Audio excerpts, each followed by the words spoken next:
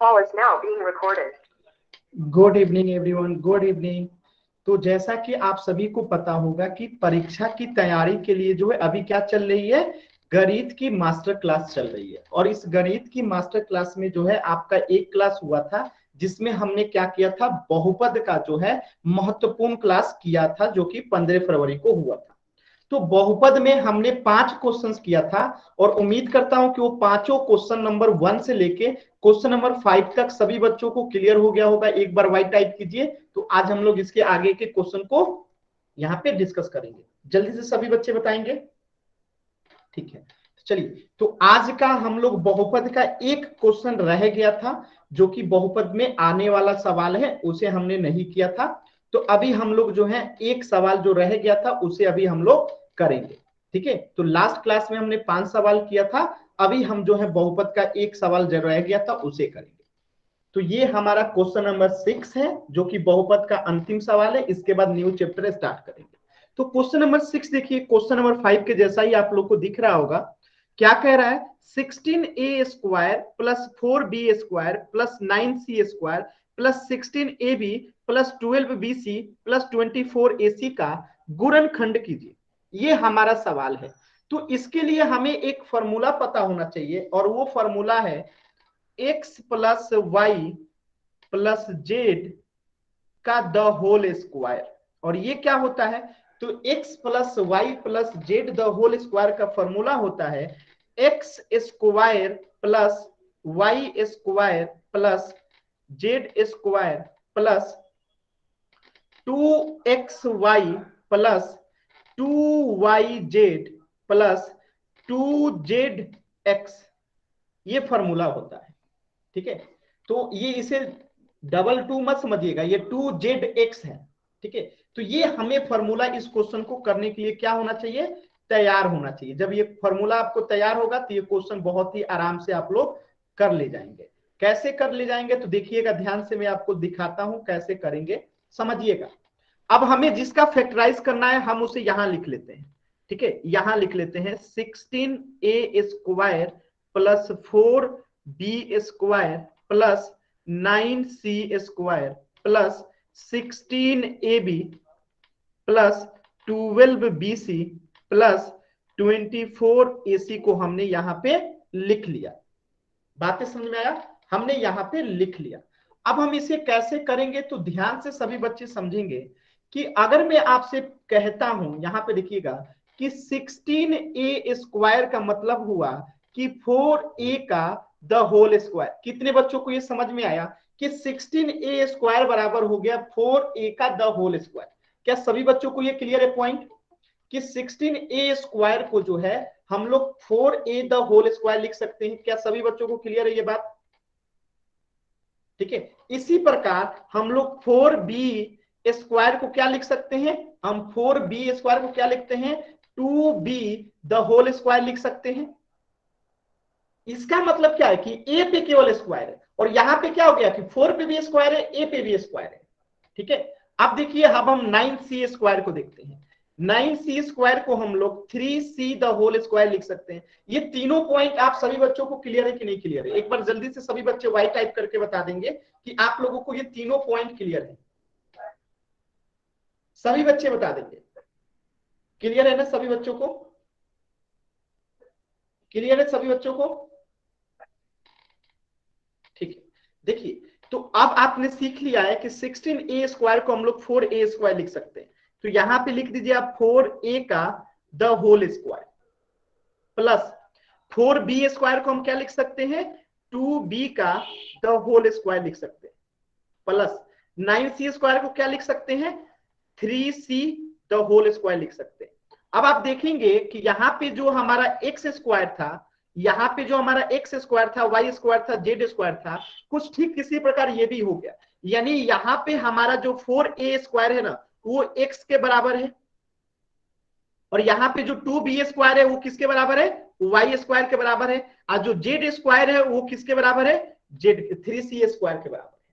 यानी कि अगर इस फॉर्मूला पे फिट बैठाएं तो यहाँ एक्स स्क्वायर जो काम कर रहा है वही हमारा 4a द होल स्क्वायर काम कर रहा है। अगर यहाँ पे जो y स्क्वायर काम कर रहा है वही हमारा 2b द होल स्क्वायर काम कर रहा है। जो यहाँ पे जेड स्क्वायर काम कर रहा है वही काम यहाँ पे 3c द होल स्क्वायर कर रहा है। आगे देखिए फॉर्मूला में आएगा अब 2xy, तो हम यहाँ लिखते हैं प्लस, एक मिनट रुकिएगा, अब हम यहाँ लिखते हैं प्लस 2 है तो 2 लिख देते हैं। अब देखिए यहाँ पे x है फॉर्मूला में, तो हमारा x क्या है 4a, तो अब हम यहाँ क्या लिख देंगे 4a।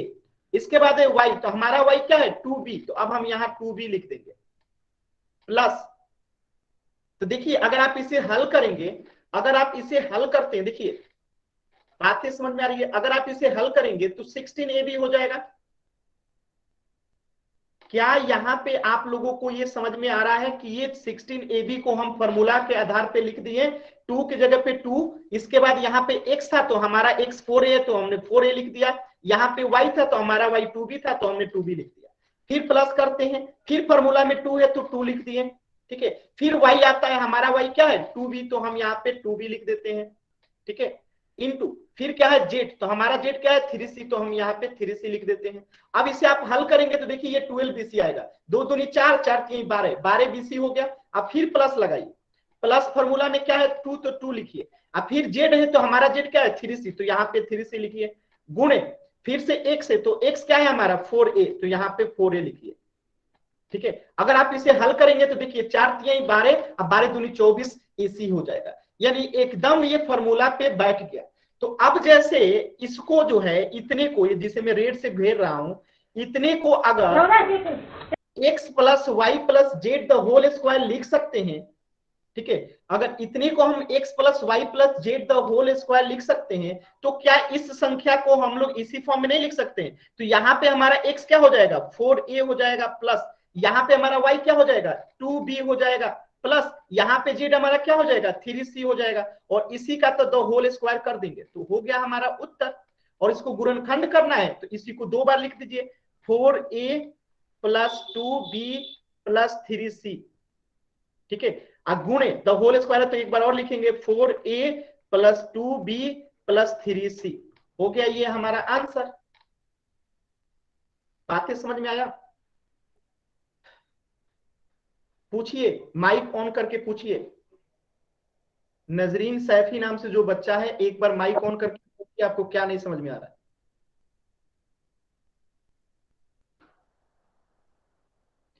जिनको नहीं समझ में आए सर ये जो एक्स वाई जेड है, ये ब्लैक जो लिखा है आपने, उसके आगे जो ये संख्या उनका कुछ नहीं करेंगे? एक मिनट रुकिएगा, क्या कह रही है फिर से कहिए तो।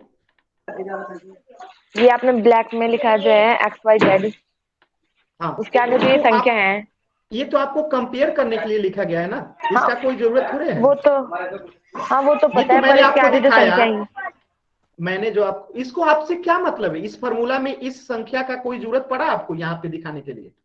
आपको तो इससे मतलब है ना, ये आपको एग्जामिनर को दिखाने के लिए बताना है कि आपको ये फॉर्मूला पे फिट करने आता है।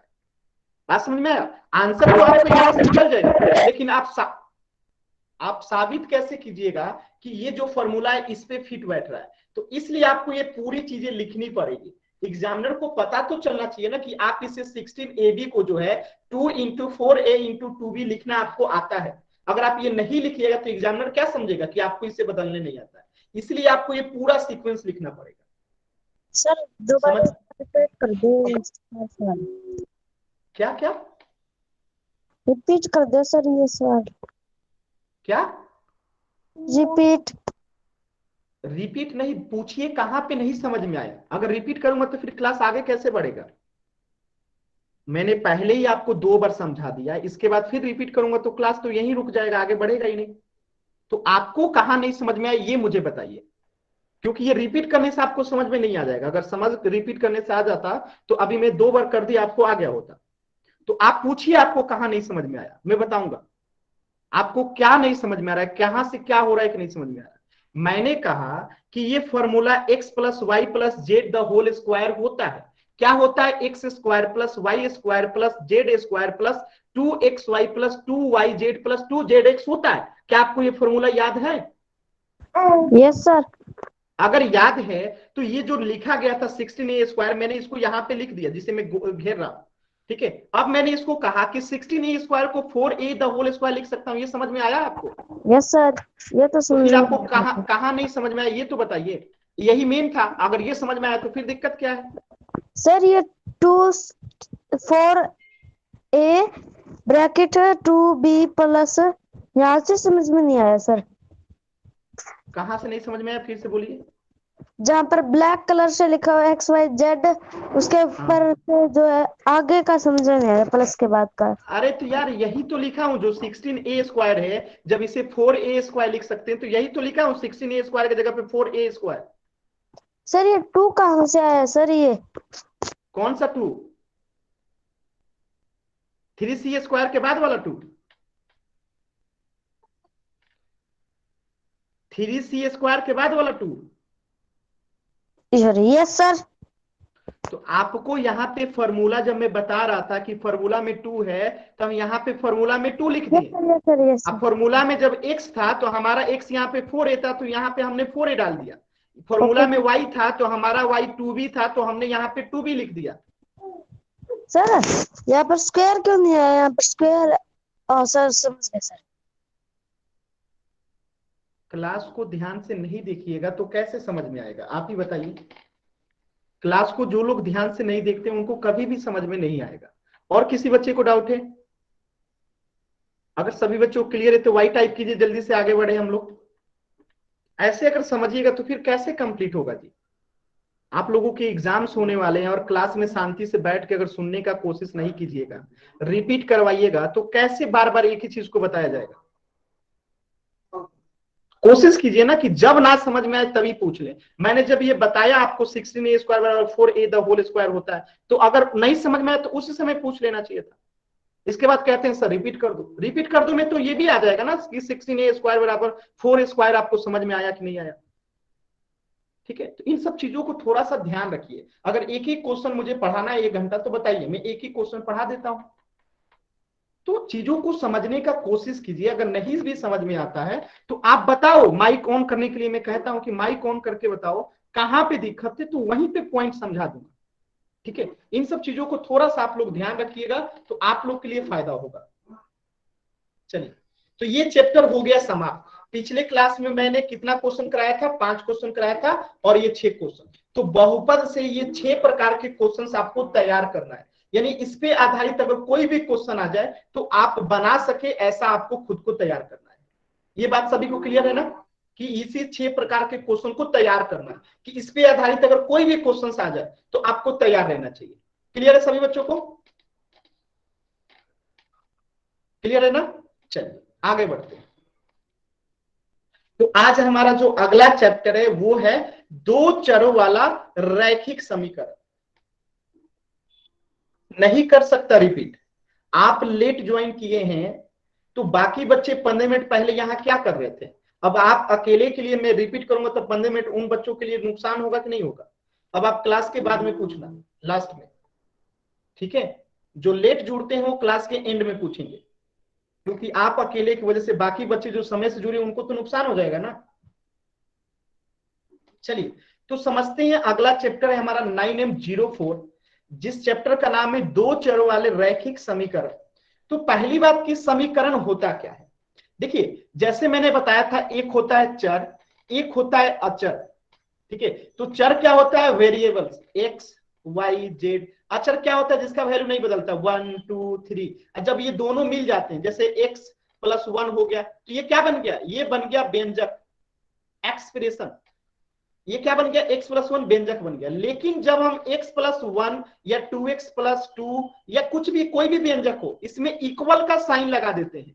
किसका साइन लगा देते हैं? इक्वल का, यानी बराबर का साइन लगा के कोई संख्या इधर लिख देते हैं। कोई भी संख्या अगर हम लिख देते हैं तो ये क्या बन जाता है? समीकरण बन जाता है। बात समझ में आया? तो समीकरण क्या हो गया?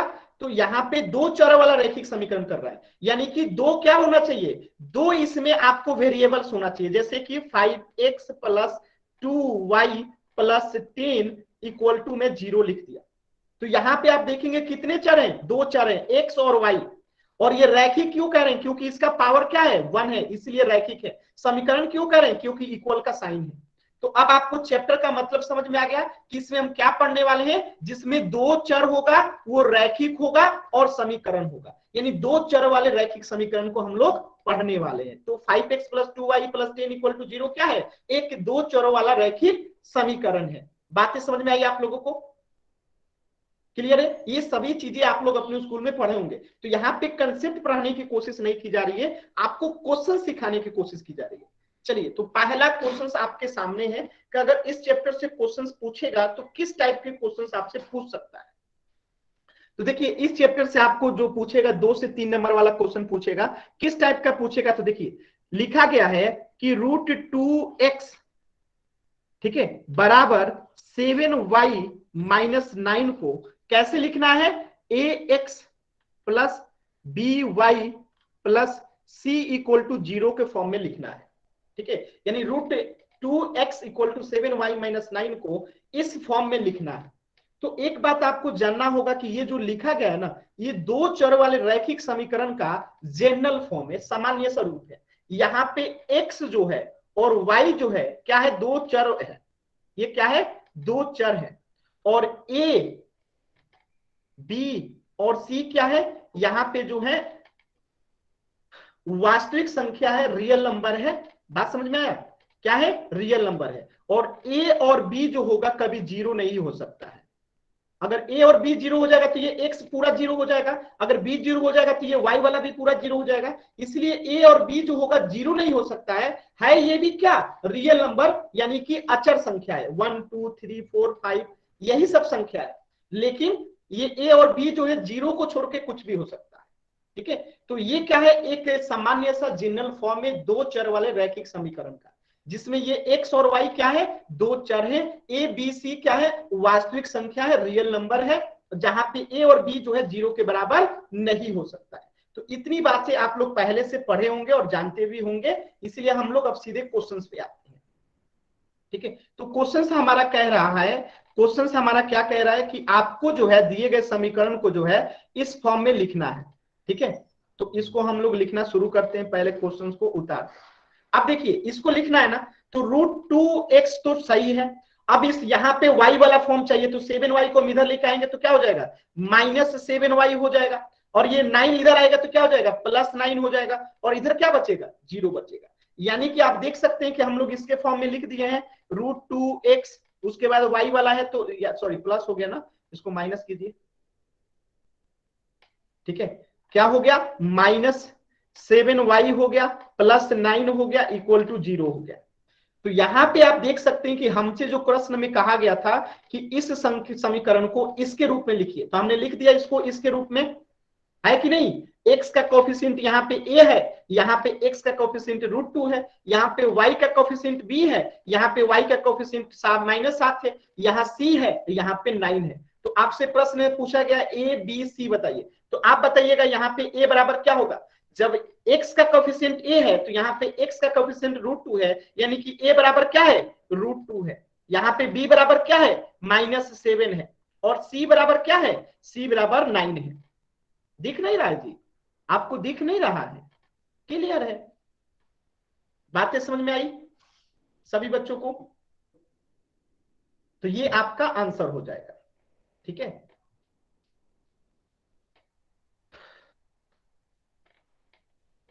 ये आपका आंसर हो जाएगा, क्लियर है सभी बच्चों को।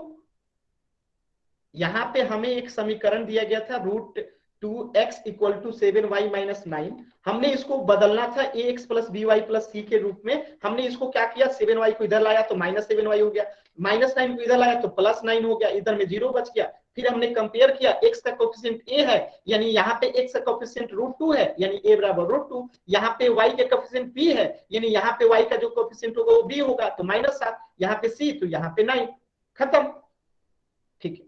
सभी बच्चों को क्लियर है ना। चलिए अगला क्वेश्चन देखते हैं।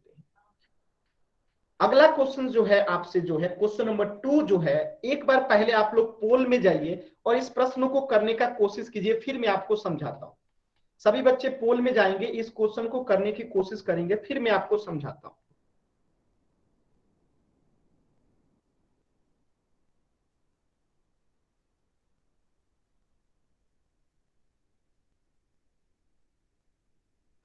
पोल सेक्शन में करने की कोशिश कीजिए, फिर मैं आपको क्वेश्चन समझाता हूं।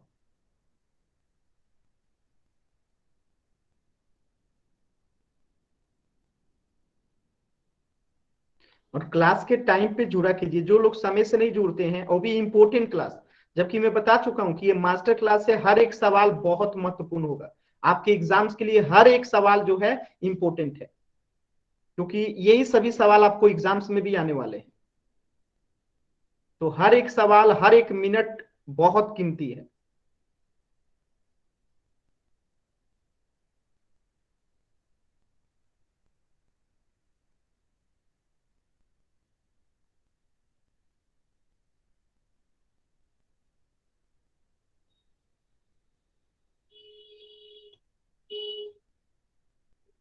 और 10 सेकेंड, 10, 9, 8, 7, 6, 5, 4, 3, 2, 1। चलिए इस क्वेश्चन को समझते हैं, इस क्वेश्चन को समझते हैं। देखिए यहां पे एक दो चरों वाला रैखिक समीकरण दिया गया है। दो चरों वाला रैखिक समीकरण क्यों? क्योंकि देखिए x है और y, तो दो चर हो गया। रैखिक क्यों? क्योंकि सबका पावर एक है, तो रैखिक हो गया। समीकरण क्यों? क्योंकि इक्वल का साइन है। तो ये क्या है? दो चर वाला एक रैखिक समीकरण है। और हमसे क्वेश्चन में पूछा गया है कि इसके कितने हल हो सकते हैं, इसके कितने हल हो सकते हैं। तो इस समीकरण को हम एक सादे पेज पे लिखते हैं। 7x प्लस क्या था फॉर्मूला क्वेश्चन में? 5y। ठीक है, 5y इक्वल टू 3 को पूछा गया है कि इसके कितने हल हो सकते हैं। इसका मतलब क्या है कि x और y के कितने ऐसे वैल्यू होंगे कि अगर हम यहां पे रखेंगे तो ये 3 के बराबर हो जाएगा। तो हम क्या करते हैं, रख के चेक कर लेते हैं। तो हम अगर x बराबर 0 रखते हैं, ठीक है, x बराबर क्या रखते हैं? 0 रखते हैं। इमेजिन कीजिए x बराबर अगर हम 0 रखते हैं तो यहां पे हमारा क्या हो जाएगा? 5y इक्वल टू क्या हो जाएगा? 3 हो जाएगा। यानी यहां से y बराबर क्या हो जाएगा? 3/5 हो जाएगा।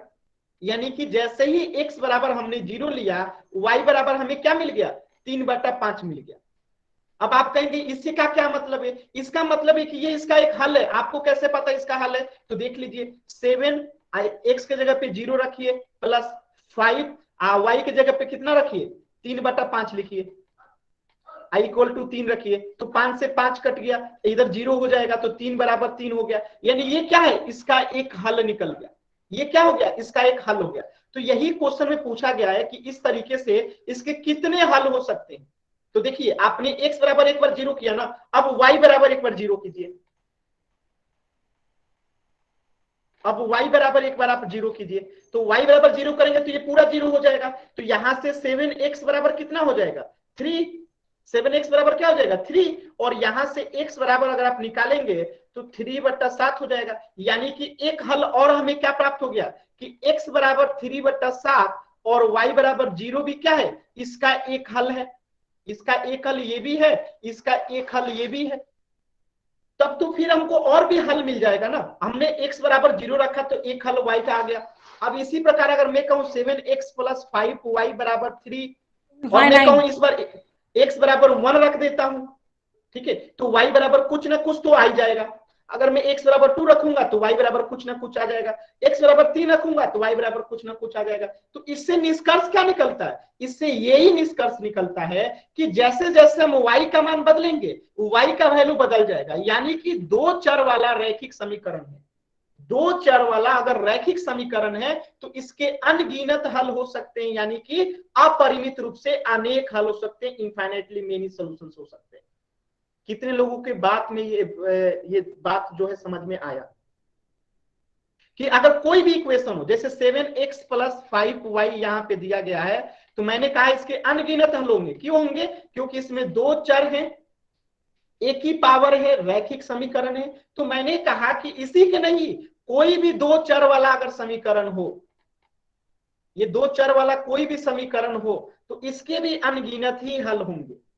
तो आपको ये चीज एकदम ध्यान रखना है कि जब कभी दो चर वाला रैखिक समीकरण देगा और आपसे पूछेगा कि कितने हल हो सकते हैं, तो अपरिमित रूप से अनेक हल हो सकते हैं। कैसे साबित करना है तो देख लीजिए, एक बार x का मान 0 रखें तो y का मान कुछ आ गया, y का मान 0 रखें तो x मान का कुछ आ गया, अगर फिर आप x का मान 1 रखेंगे तो y का मान कुछ आएगा, x का मान कुछ रखें तो y का मान कुछ आएगा। यानी जैसे जैसे हम x का मान बदलेंगे y का मान उसके अनुसार आते चला जाएगा। यानी कुल मिलाकर हम यहां से क्या निष्कर्ष निकाल सकते हैं कि इसके अनगिनत हल हो सकते हैं। क्या सभी बच्चों को क्लियर है? क्लियर है तो y टाइप कीजिए जल्दी से। सर चैट सेक्शन खोल। अच्छा सॉरी, चैट सेक्शन बंद है ना, सॉरी। सभी बच्चों को क्लियर है तो एक बार y टाइप कर दीजिए जल्दी से।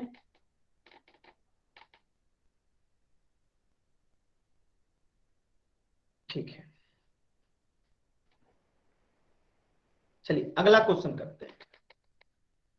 अगला क्वेश्चन है आपको क्वेश्चन नंबर 3, और क्वेश्चन नंबर 3 क्या कह रहा है, ध्यान से आप लोग पहले समझिएगा।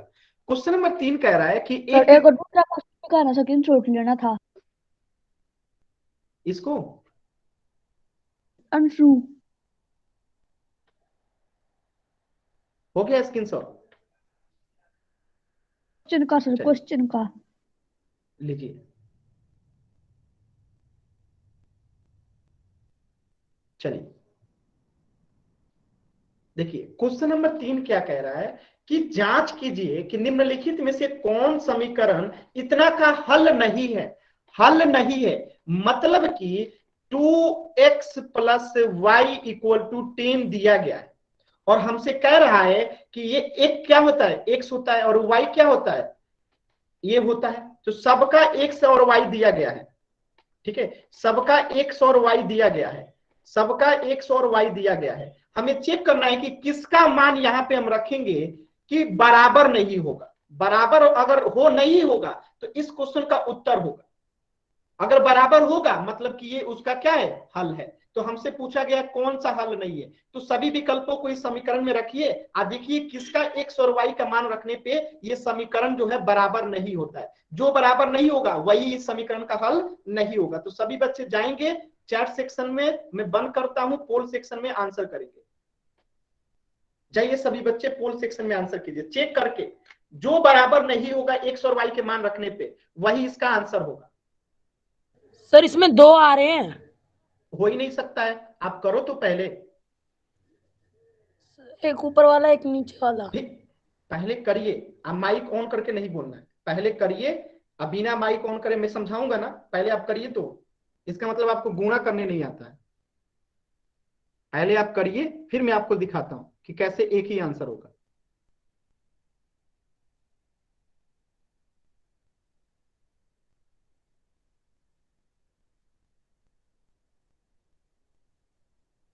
आप कोशिश करो, फिर मैं आपको समझाता हूं कि कैसे इसका आंसर निकलेगा।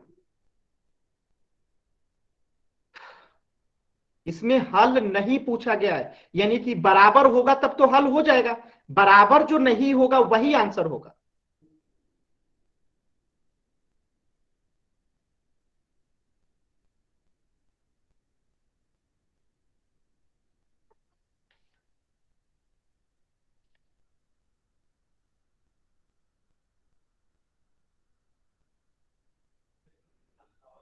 अब माइक ऑन करके नहीं पूछना है, जिस भी बच्चे को कुछ भी पूछना है माइक ऑफ रहना चाहिए। चैट सेक्शन में पूछिए, जब मुझे लगेगा कि हाँ काम का सवाल है तो मैं खुद माइक ऑन करा लूंगा।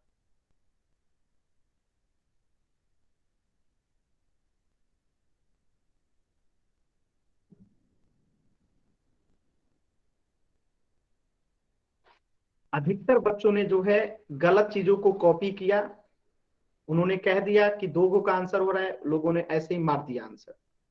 यही कहते हैं कभी भी किसी व्यक्ति को कॉपी देख के आंसर नहीं करना चाहिए।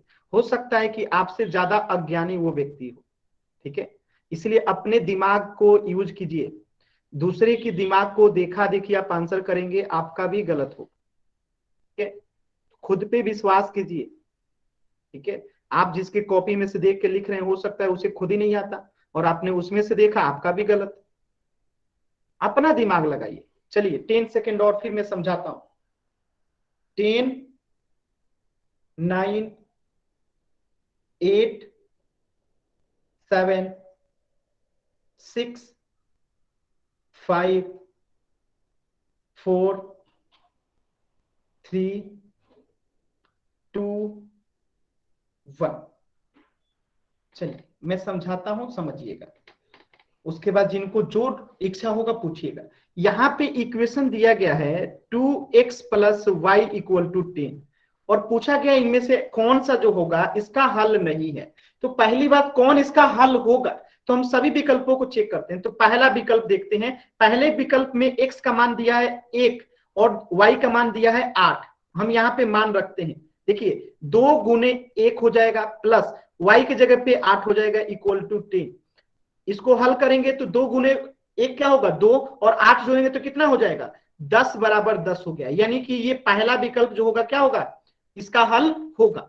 दूसरा विकल्प चेक करते हैं। दूसरा विकल्प में क्या कह रहा है 2x plus Y equal to 10 में दूसरा विकल्प कह रहा है x का मान कितना दिया है 4 और y का मान कितना दिया रखा है 2। अब इसको हल करते हैं तो 2 गुने यहां पे क्या करेंगे 4 करेंगे प्लस y की जगह पे क्या रखेंगे 2 इक्वल टू 10। इसे अब हम हल करेंगे तो 4 गुने 2 8 हो जाएगा और 8 में 2 जोड़ेंगे तो कितना हो जाएगा 10 बराबर 10। यानी कि ये भी इसका क्या हो जाएगा हल हो जाएगा। ये भी क्या हो जाएगा इसका हल हो जाएगा। अब हम तीसरा विकल्प चेक करते हैं 2x plus Y equal to 10। अब यहां पे x का मान कितना दे रखा है 5 और y का मान कितना दे रखा है 5। अब इसको मान को रखिएगा तो 2 गुने 5 प्लस 5 इक्वल टू 10। अब यहां से हल करेंगे तो ये 5 दूनी 10 आप प्लस 5 कितना हो जाएगा 15 बराबर नहीं है किसके 10 का। यानी कि यही इसका राइट आंसर होगा क्योंकि ये बराबर नहीं हो रहा है, यानी कि इसका हल नहीं है। तो ये हमारा आंसर हो जाएगा। अब देखिए डी वाला को भी चेक कर लेते हैं। तो 2x plus Y equal to 10 में डी में क्या दिया है x का मान 3 दिया है और y का मान जो दिया है 4 दिया है। इसको हल कीजिए तो 2 गुने 3 हो जाएगा प्लस 4 हो जाएगा बराबर 10। अब देखिए 3 दूनी 6 और 6 में 4 जोड़ेंगे तो कितना हो जाएगा 10 बराबर 10। यानी कि ये भी क्या है इसका हल है। तो ये आंसर क्या होगा हल नहीं पूछा गया है। क्या पूछा गया है कि हल नहीं है, यानी राइट आंसर क्या हो जाएगा ऑप्शन सी। अब जो बच्चा कह रहे थे कि सर 2 का आंसर बराबर आ रहा है, अब माइक ऑन कीजिए और पूछिए जो पूछना है। अब जिनको डाउट था कि सर ये हो रहा है क्या हो रहा है, अब पूछिए माइक ऑन करके। सर कोई डाउट नहीं है, मैंने सोचा था कि उसकी नहीं जिससे निकल ले वो। नहीं तो इसीलिए कहते हैं ना आप पहले कोशिश कर लो फिर आप पूछो। मैं हूं किस लिए हूं, ऐसा मुझे थोड़े पता होगा चल कि गया सर, ठीक मैंने है। सोचा था कि मैंने क्वेश्चन ढंग से नहीं पढ़ा और मैंने आंसर इसीलिए गलत बताया। कहते हैं, इसीलिए देखिए तो इसीलिए कहते हैं हमेशा कोई जल्दी नहीं है, आराम से कीजिए। यहाँ पे कोई जल्दी नहीं है। ये आपकी एग्जाम के लिए पता है कितना इंपॉर्टेंट है, आपकी एग्जाम के लिए बहुत इंपॉर्टेंट है। तो अब आप लोग सीख गए ना कि अगर आपको निकालना होगा कि कौन सा हल नहीं है तो निकाल लेंगे। और आपसे अगर पूछ दे कौन सा हल है तो मैं यहाँ पे एक इक्वेशन दे रहा हूं 5x plus 10y equal to 0 और मैं यहाँ पे 4 विकल्प दे रहा हूं, आपको चैट सेक्शन में बताना है। ठीक है,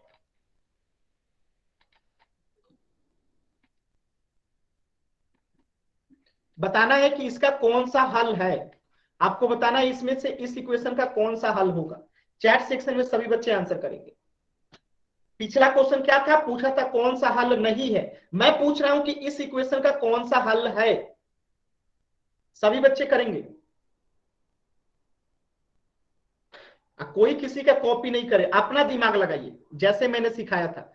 सभी विकल्पों को चेक कीजिए, x की जगह पे x रख के y की जगह पे y का मान रख के देखिए किस विकल्प पे ये बराबर हो जाता है LHS और RHS।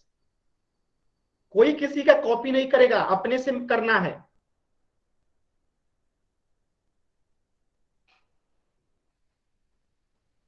कोई किसी का कॉपी नहीं करेगा, अपने से करना है सभी बच्चों को।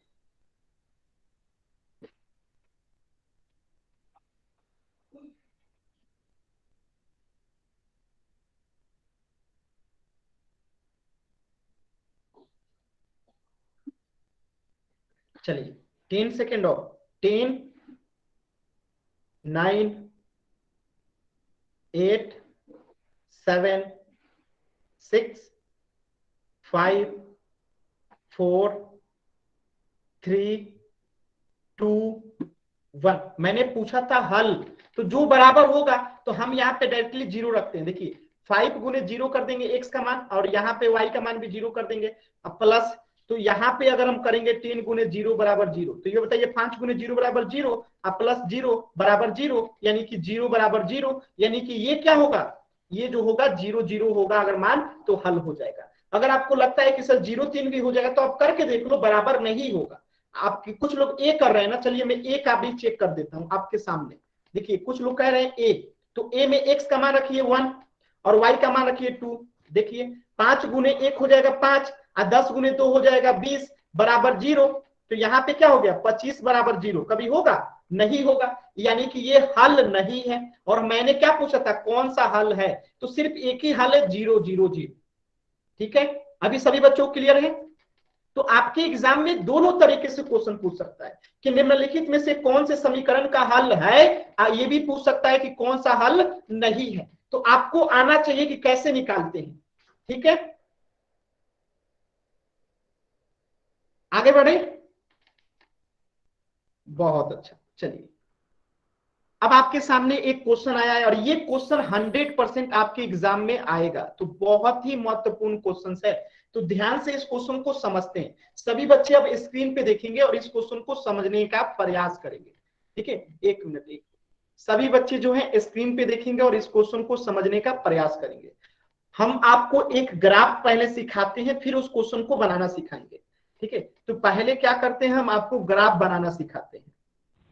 तो एक ग्राफ बना देते हैं, फिर आपको क्वेश्चन सिखाते हैं। ठीक,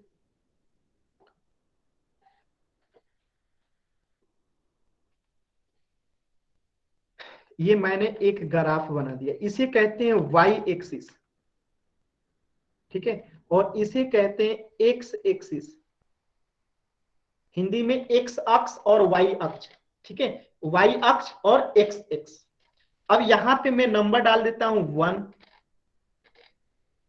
सॉरी ये 1 है तो यहां पे 2, 1 मिनट। ठीक है, 1 2, ध्यान से देखिएगा, ये 5 नंबर का क्वेश्चन आपके एग्जाम में 100% आता है। हमें जितनी की जरूरत है उतने ही बनाते हैं,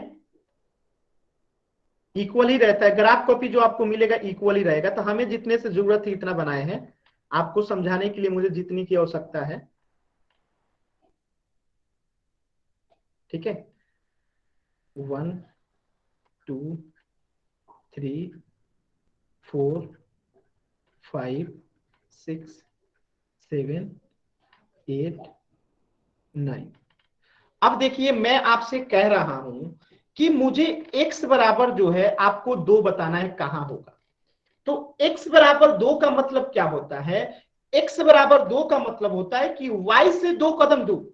x बराबर y, x बराबर 2 का मतलब क्या है, y से, ये y एक्सिस जो है इससे 2 कदम दूर। तो इससे अगर हम 2 कदम दूर जाएंगे तो यहां आएंगे। बताइए, जो मैंने रेड बिंदु किया है वहीं आएंगे। सभी बच्चे बताएंगे। अगर मैं कह रहा हूं x बराबर 2, तो y से 2 कदम दूर जाएंगे तो यही होगा। ठीक है, अब मैं आपसे कह रहा हूं कि x बराबर जो है 3, x बराबर 3, तो x बराबर 3 कहां आएगा, यहां पे आएगा x बराबर 3। ठीक है, अब मैं आपसे कह रहा हूं x बराबर 1, तो x बराबर 1 कहां आएगा, जहां पे मैं अभी जो है क्या कर रहा हूं, ब्लैक कर रहा हूं। जो मैंने ब्लैक किया हुआ x बराबर 1 है, जो मैंने ब्लैक किया हुआ x बराबर 1 है।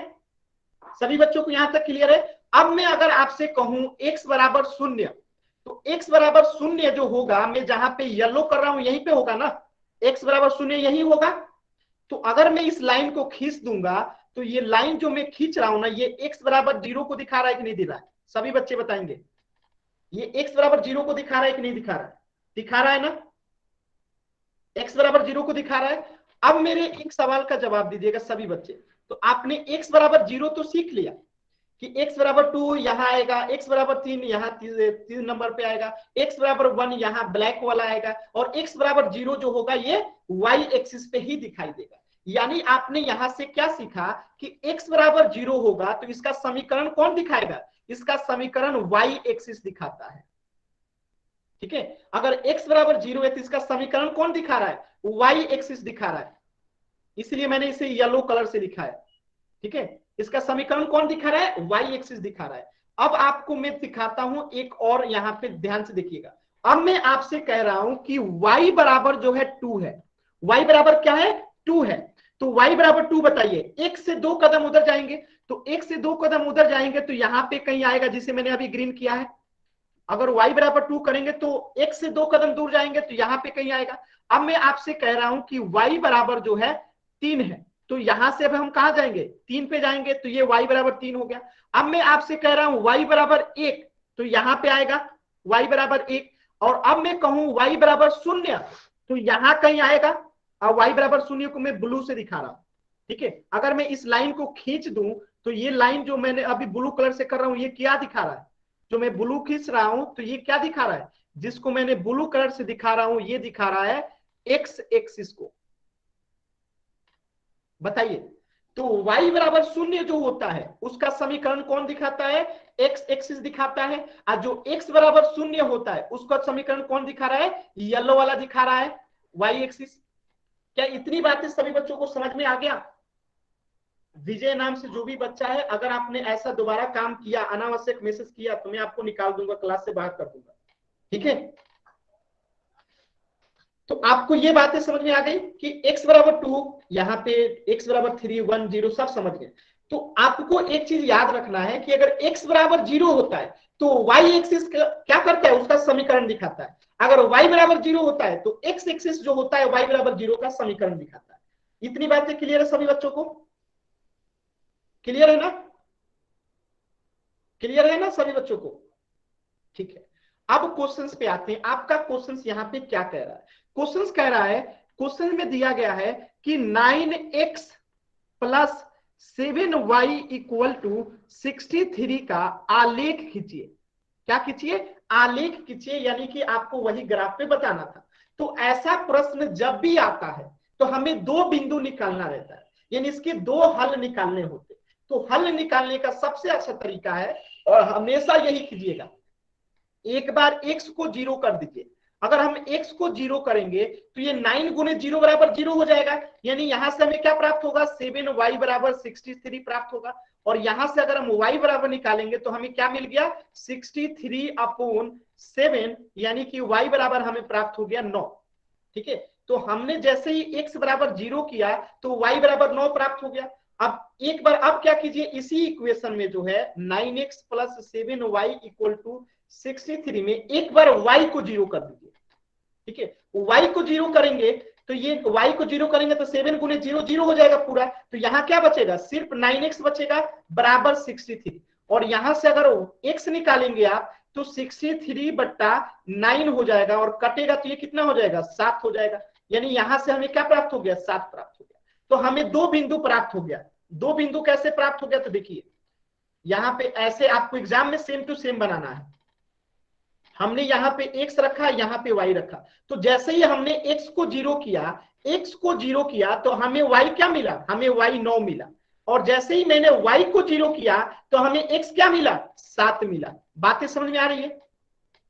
यानी कि बिंदु 0 और 9 इसका एक हल होगा, अब बिंदु 7 और 0 इसका एक हल होगा। होगा कि नहीं होगा, सभी बच्चे बताइए। तो जब भी आलेख खींचने के लिए कहेगा तो हम कुछ नहीं करेंगे, जब भी दो चरों वाले रैखिक समीकरण का आलेख खींचना आएगा तो हम पहला काम क्या करेंगे, x को 0 करेंगे, y निकाल लेंगे, फिर y को 0 करेंगे, x निकाल लेंगे। इसके बाद इसको बना लेंगे कि x बराबर 0 तो y बराबर 9, अगर y बराबर 0 तो x बराबर 7, इसको बना लेंगे। अब हमारे पास दो बिंदु है, एक बिंदु है 0 9, एक बिंदु क्या है 0 9, और एक बिंदु है 7 और 0। और आपको पता होगा कि ये x को दिखाता है और ये किसको दिखाता है, y को दिखाता है। इसी प्रकार ये 7 किसको दिखा रहा है, x को, और ये 0 किसको दिखा रहा है, y को। यानी दो सॉल्यूशन है हमारे पास, एक है सॉरी 0 9 और एक है 7 0। इसी पॉइंट को अब हमें ग्राफ पे दिखाना है। तो यहां लिखिएगा एक सॉल्यूशन कितना था, 0 9 और 7 0। तो 0 9 और 7 0 को जो है हमें दिखाना है ग्राफ पे। तो आपको पता है कि ये x 0 होता है और ये y जो है यहाँ पे है, और ये यहाँ पे क्या है x है, और यहाँ पे क्या है, ये y है। अब इसको ग्राफ पे दिखाना है। तो सभी बच्चे बताएंगे, सवाल पे सभी बच्चे बताएंगे कि x 0 का ग्राफ कौन सा है, जो पीली लाइन है वो x0 का ग्राफ है। हमने किस दिया, x0 का ग्राफ। जो ये पीली लाइन है वो क्या है, x0 का ग्राफ है। ये पीली वाली जो लाइन है, ये पीली वाली जो लाइन है वो क्या है, x0 का ग्राफ है ना। ठीक है, आप सभी को पता है कि x0 का ग्राफ है। अब हमें y9 खींचना है, तो y9 क्या होगा, x से 9 सर कदम एक बार दूर। पीछे ले जाओ सवाल पे। क्या कह रहे हैं, सर एक बार सवाल पे पीछे ले जाना। तो पहले समझा लू ना तब ना, सर बीच बीच में समझाना रोक दूं। No sir. तो फिर चैट में क्यों नहीं बोलते हैं, बाकी बच्चों को डिस्टर्ब करते हैं। ऐसा नहीं करना है, जब मैं समझा रहा हूं तो माइक ऑन करके नहीं बोलना है, जो बोलना है चैट सेक्शन में। आपकी वजह से बाकी बच्चों को डिस्टर्ब होता है। ध्यान से देखेंगे तो x बराबर 0 का हमने पहले ये ग्राफ खींचना सीख लिया था कि x बराबर 0 का ग्राफ कौन सा होता है, ये y एक्सिस वाला होता है। ठीक है, यानी जिसे मैंने येलो से दिखाया ये क्या है, x बराबर 0 को दिखा रहा है। अब हमें जो खींचना है, क्या खींचना है, y बराबर 9 खींचना है। तो x से 9 कदम दूर जाएंगे, यानी यहाँ पे कहीं जहां मैं ब्लू कर रहा हूं, ये बिंदु क्या दिखा रहा है, ये बिंदु दिखा रहा है 0 और 9 को दिखा रहा है। क्यों, क्योंकि यहाँ पे x भी मिल रहा है और y भी मिल रहा है। तो यही बिंदु जो होगा क्या होगा, ये बिंदु जो होगा 0 9 को दिखा रहा होगा, जिसे मैंने यहाँ पे ब्लू कलर से किया है। दिखा रहा होगा कि नहीं दिखा रहा होगा, y टाइप करके बताइएगा। अगर मैं यहाँ पे कह रहा हूं तो ये 0 9 को दिखा रहा है कि नहीं दिखा रहा है, दिखा रहा है ना। अब मैं कहता हूं कि अब दूसरा बिंदु पे आइए, तो अब बिंदु दूसरा जो है क्या है, x बराबर 7। तो x बराबर 7 यानी y से 7 कदम दूर जाएंगे। x बराबर 7 मतलब y से 7 कदम दूर जाएंगे, तो यहां कहीं आएगा ये वाला। और उसके बाद कह रहा है y बराबर 0, तो y बराबर 0 तो इसी लाइन पे है ना, y बराबर 0 तो इसी लाइन पे है, y बराबर 0 इसी लाइन को, ब्लू लाइन ही है। तो यहाँ पे हमें कौन सा बिंदु मिल गया, यहाँ पे हमें बिंदु मिल गया कौन सा, 7 और 0। और जब हम इन दोनों को मिला देते हैं, क्या कर देते हैं, इन दोनों बिंदु को मिला देते हैं, इस दोनों बिंदु को अगर हम मिला देते हैं तो यही हमारा इक्वेशन का क्या बन गया, आलेख बन गया। जो इक्वेशन क्या है, 9x plus 7x equal to 63 का क्या बन गया, ये आलेख बन गया, ये रेखा ही। बातें समझ में आई, तो यही आपका आंसर है। सर लाइन किसी भी तरीके से खींच सकते हैं। लाइन किसी भी तरीके से कैसे खींच सकते हैं, जो बिंदु मिलेगी उन्हीं दो बिंदु को न मिलाएंगे, जो दोनों बिंदु को मिलाएगा वही लाइन होगा ना, दूसरा लाइन कैसे हो सकता है, जो इन दोनों लाइन बिंदु को मिलाएगा वही लाइन होगा, हमेशा सरल रेखा होती है। क्लियर है। और जो बच्चे ने जो अभी माइक ऑन करके बीच में बोले थे कि कुछ समझ में नहीं आया, अब आप माइक ऑन करके बोलिए क्या नहीं समझ में आया। ठीक है, जिस भी बच्चे को अभी डाउट है माइक ऑन करके पूछें, क्योंकि अब पूरी चीज को रिपीट नहीं कर सकता। हाँ पूछिए। सर इसकी जगह 3 बिंदु ले सकते हैं क्या, 2 बिंदु की नहीं जगह?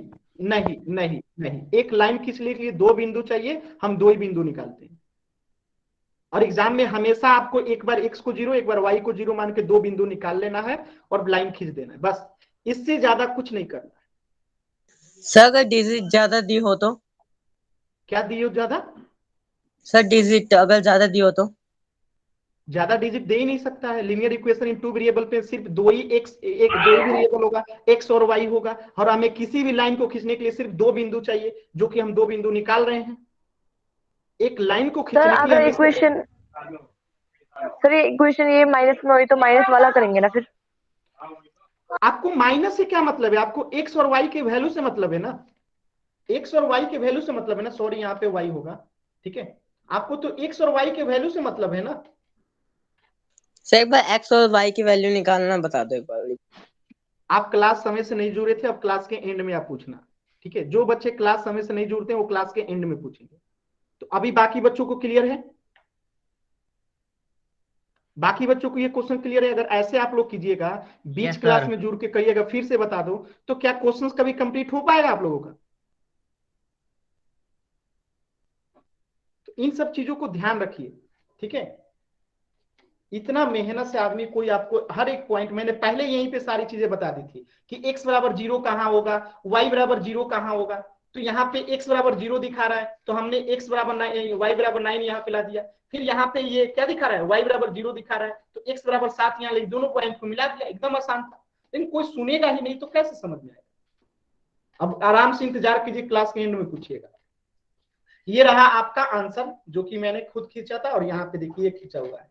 ठीक है, तो यहाँ पे बिंदु 7 और 0 लिया गया है, और यहाँ पे बिंदु 0 और 9 लिया गया है। कैसे खींचा जाता है आप लोग सीख चुके हैं। तो अगला क्वेश्चन आपके सामने, question number 5। Question number 5,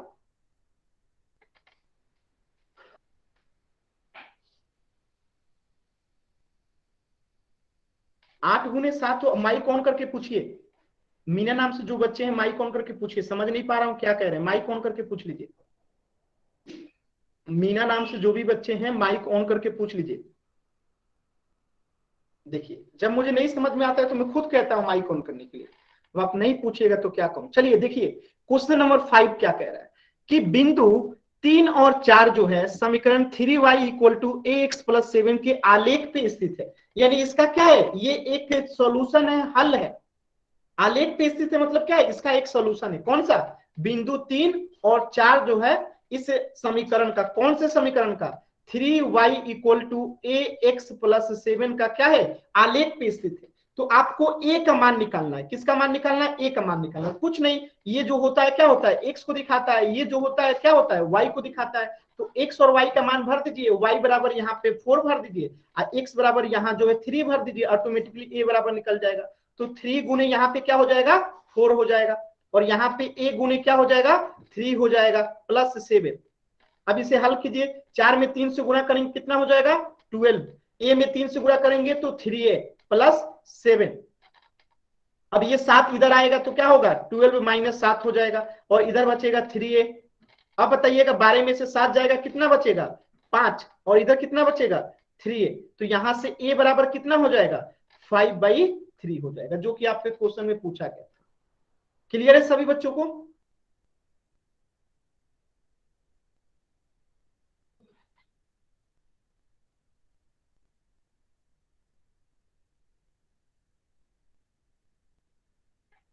clear है। अगर किसी बच्चे को डाउट है तो टाइप करे डी और माइक ऑन करके पूछे। अगर किसी भी बच्चे को डाउट है तो माइक ऑन करें और पूछ ले, जहां पे भी नहीं समझ में आया।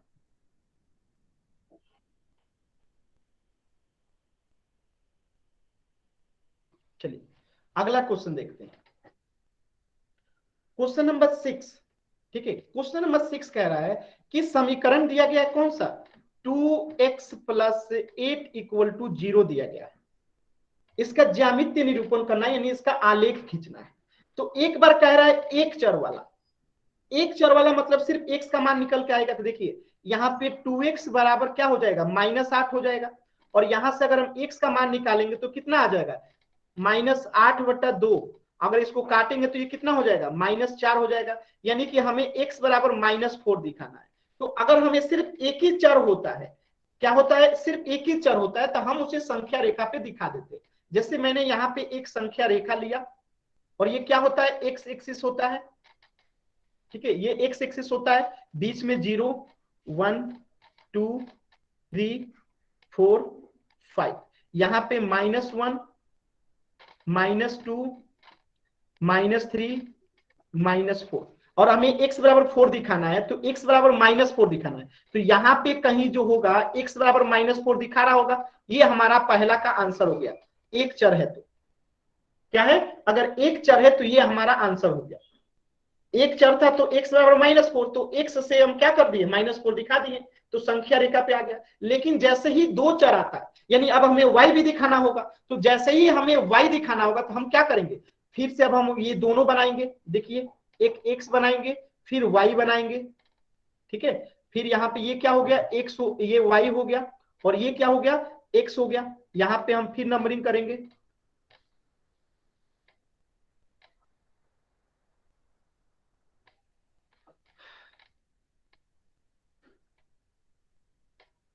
ठीक है, तो ये 1 2 3 4 5 6, इधर में -1, इधर में -2, इधर में -3 -4 -5 -6, यहाँ पे 1 2 3 4 5 6 7, इधर में फिर यहाँ पे क्या होगा, -1 -2 -3 -4 -5। अब हमें क्या दिखाना है, x बराबर, अगर मैं कह रहा हूं -4, इसका मतलब क्या है कि y बराबर 0 है। अगर x बराबर -4 है तो y बराबर 0 है। ये बात आप लोग समझ पा रहे हैं कि अगर x बराबर -4 है और दो चर में आपको इसी को दिखाना है, मतलब y बराबर 0 है, तभी तो x बराबर 0, तो x बराबर -4 है। ठीक है, तो अब बताइएगा x बराबर -4 यहां कहीं आएगा। ठीक है, तो अब हमें कौन सा बिंदु दिखाना है, -4 और 0। तो आप बताइए y बराबर 0 कौन सी लाइन होती है, बताइए जल्दी से। y बराबर 0 जो होती है कौन सी लाइन होती है, y बराबर 0 जो होती है कौन सी लाइन होती है, x एक्सिस होती है। भूल गए, y बराबर अगर 0 है, ये क्या है, y है, y बराबर अगर 0 है तो ये कौन सा समीकरण दिखाएगी, x एक्सिस दिखाएगी ना। तो हम x एक्सिस को कर देते हैं ग्रीन। ठीक है, इसके बाद x बराबर -4। ठीक है, तो यहां पे कहीं आएगा, तो इसको अब हम खींच देंगे एक सीधी लाइन, तो ये हमारा हो गया उत्तर। ठीक है, ये हमारा जो हो गया क्या हो गया, उत्तर हो गया। बाकी चीजें मिटा दीजिए, ये आपको सिर्फ समझने के लिए था। बात समझ में आया। ये लाइन क्या दिखा रही है, ये लाइन दिखा रही है हमें x बराबर -4 और y बराबर 0 दिखा रही है। ठीक है, x बराबर -4 और y बराबर जो है 0 दिखा रही है। ठीक है, तो देखिए यहाँ पे एक चर था तो हमने सिर्फ यहाँ पे x बराबर -4 दिखा दिया, यहाँ पे दो चर था तो यहाँ पे हमने x बराबर -4 y बराबर 0 दिखा दिया। यही चीज यहाँ पे आपको करके दिखाई दे। देखिए ये पहले क्वेश्चन का उत्तर है एक चर वाला, और ये दूसरे चर का उत्तर है दो चर वाला।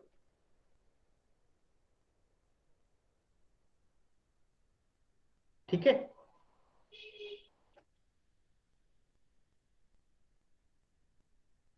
यहां पे जब हम 2x + 8 बराबर 0 कर रहे थे तो यहां से हमें x बराबर मिल गया -4। अब इसे दो चर में कहना है, यानी कि y बराबर हम 0 ले लेंगे तो बिंदु क्या हो जाएगा, -4 और 0 हो जाएगा। और इसे जब हम खींचेंगे तो यही तो डायग्राम बनेगा।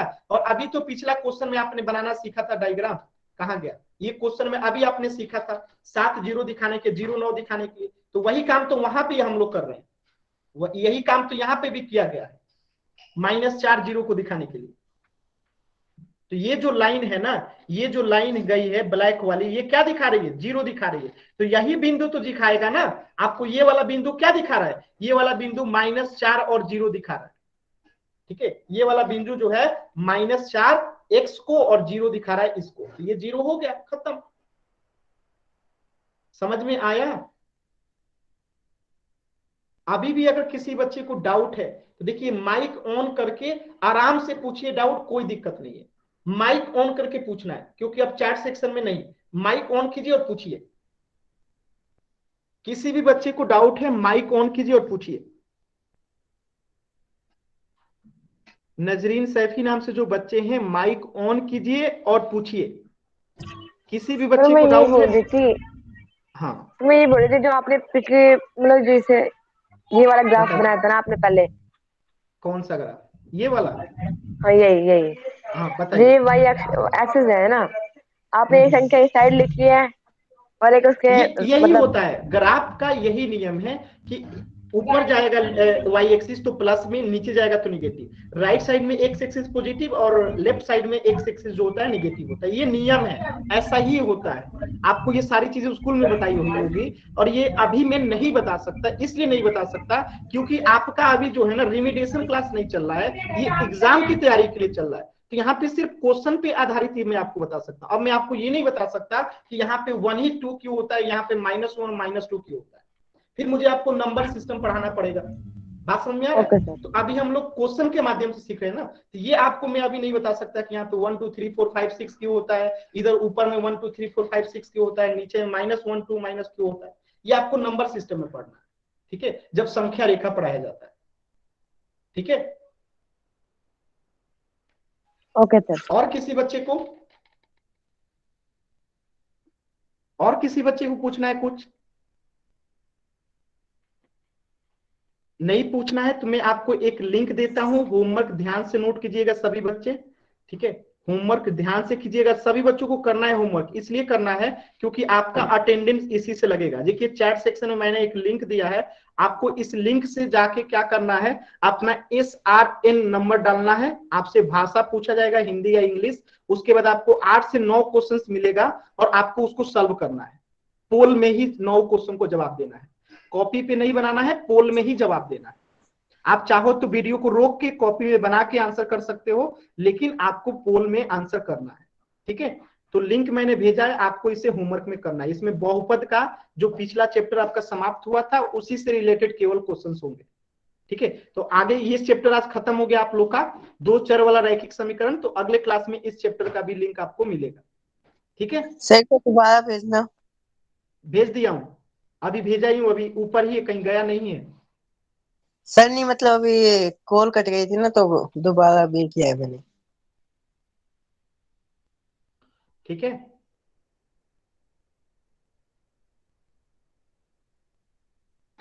और किसी बच्चे को कुछ पूछना है तो पूछ लीजिए।